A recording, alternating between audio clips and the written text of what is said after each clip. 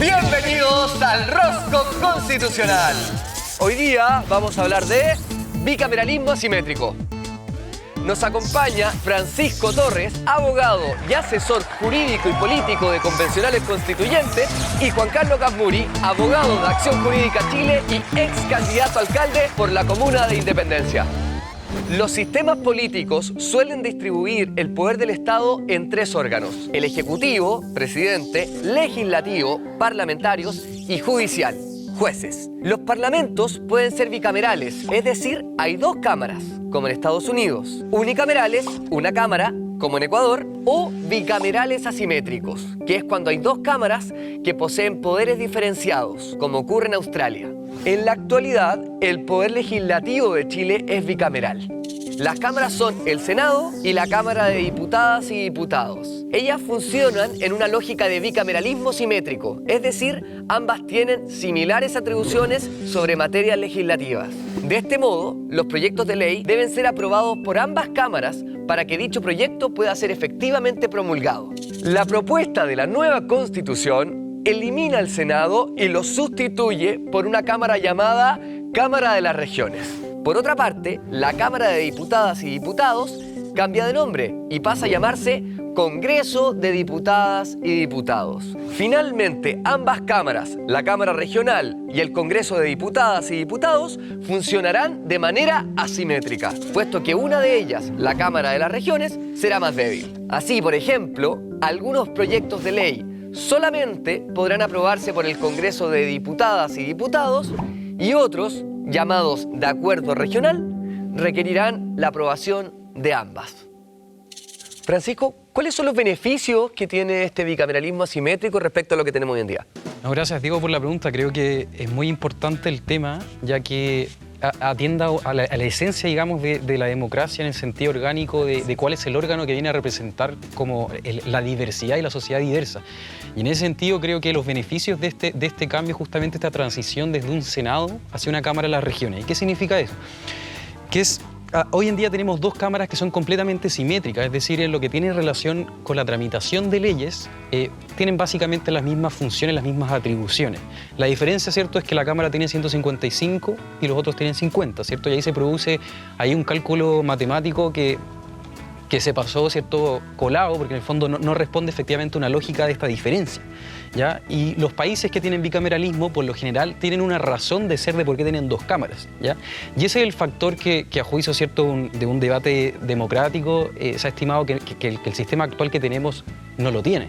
Ya es cosa, yo he hecho el ejercicio de preguntarle a amigos, familiares, etcétera, ¿qué es el Senado para ti? O pregúntale a alguien en la calle, y la verdad es que nunca te va a salir alguien con una identidad, ¿cierto?, una representación simbólica, con algún criterio específico que te defienda el Senado, ¿ya? Porque en el fondo no hay un criterio claro. Y el avance de esto es justamente pasar a una Cámara que efectivamente tenga un criterio de representación territorial. Es decir, una Cámara, ¿cierto?, el Congreso de Diputados y Diputadas que se representa al pueblo, ¿cierto?, a la población en un criterio poblacional, es decir, de cada cierta cantidad de habitantes, tantos diputados, ¿cierto? Y la Cámara de las Regiones viene a representar a las regiones propiamente tal. Ahora, ¿por qué asimétrico? ¿Cierto? Porque no van a tener exactamente las mismas atribuciones, pero yo diría que es más bien casi asimétrico, porque podemos ver que las atribuciones, ¿cierto?, la concurrencia de leyes que va a tener la Cámara de las Regiones son básicamente todas las leyes más importantes. Juan Carlos, ¿cuál es tu opinión respecto a esta propuesta? Sí, gracias, Diego. Yo creo que es un mal cambio el que se hace, porque por parte se elimina el Senado, que tiene más de 200 años de historia, y se elimina porque se dijo distintos motivos que ninguno me parece muy válido en realidad. Se decía que el Senado hacía más lentas las leyes, las estadísticas muestran que no es así. Se decía que el Senado era un espacio conservador, eso tampoco las estadísticas muestran que sea así. Y la verdad es que hoy día el Senado y la Cámara de Diputados tienen diferencias.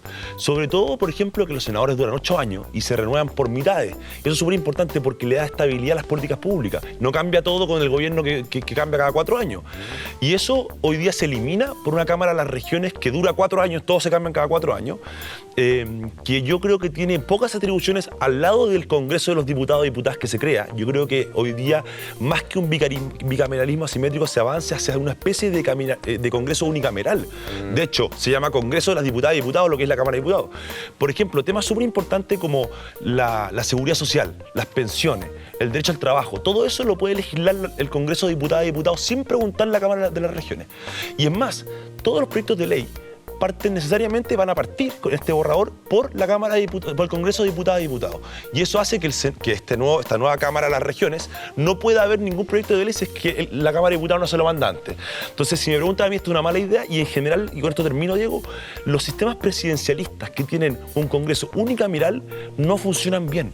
Algunos han terminado siendo dictaduras, como de frentón Nicaragua, Cuba, otros han terminado siendo populismos, como por ejemplo El Salvador, otros no funcionan como democracia, como por ejemplo Perú. En Perú está el presidente enfrentado con la Cámara de Diputados hace mucho tiempo y no van a ninguna parte. En cambio, los presidencialismos que tienen un Senado fuerte, como Estados Unidos o Uruguay, funcionan mucho mejor.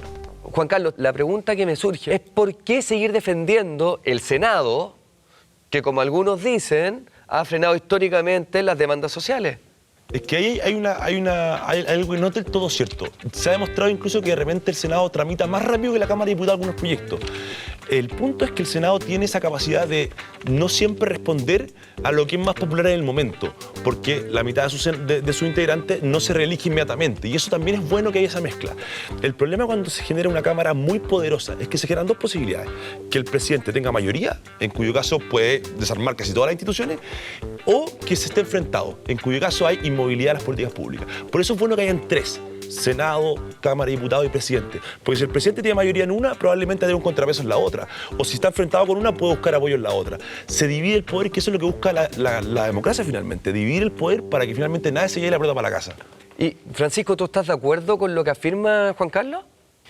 Sí, yo creo que respecto a lo último que esto, ¿cierto?, de los límites, contrapeso, aquí hay una falsa dicotomía, ¿cierto?, como si el Congreso existiera para ser un contrapeso, como si esa fuese la razón de ser de un Congreso, ¿ya?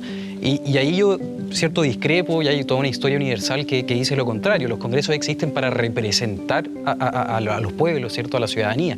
Y en ese sentido, obviamente, pueden haber contrapesos o equilibrios propiamente tal, pero ese no es el equilibrio, o sea, no es el objetivo principal, ¿cierto? Queremos que se puedan tomar decisiones políticas, es decir, queremos habilitar precisamente al órgano. Y ahí yo no tengo problema en decirlo, ¿cierto? Efectivamente queremos un Congreso que tenga el poder suficiente de tomar las decisiones, y no solo tomar decisiones, sino que puedan tener consecuencias inmediatas. Y por lo mismo, quiero volver, ¿cierto?, a este tema de ¿qué es lo importante? ¿Que uno se elija 4 años y el otro dure 8 años? ¿O lo importante, cierto, es que la razón de ser de estas dos cámaras tenga un sentido práctico, un fundamento, ¿cierto?, que le dé sentido? Y en ese sentido, una de las demandas históricas, ¿cierto?, del país, y yo que soy de región, uno lo puede constatar, ¿cierto?, que es la falta, ¿cierto?, de descentralización, la falta de autonomía de las regiones. Y justamente una de las razones por las que existen segundas cámaras territoriales, en el mundo tenemos el ejemplo alemán, el ejemplo de Estados Unidos, el de España y otros más, ¿cierto?, es justamente representar a estas regiones, ¿ya? Y ahí, y por lo mismo, hacer la precisión, ¿cierto?, que si bien el borrador no habla de uni o bicameralismo, decir que lo que se consagra acá es unicameralismo, yo creo que no es preciso. O sea, hay que leerse los artículos, específicamente el que dice relación con las leyes de concurrencia presidencial. Y solo que te interrumpa, Francisco, te lo tengo que preguntar. ¿Cuál sería el propósito de eliminar al Senado?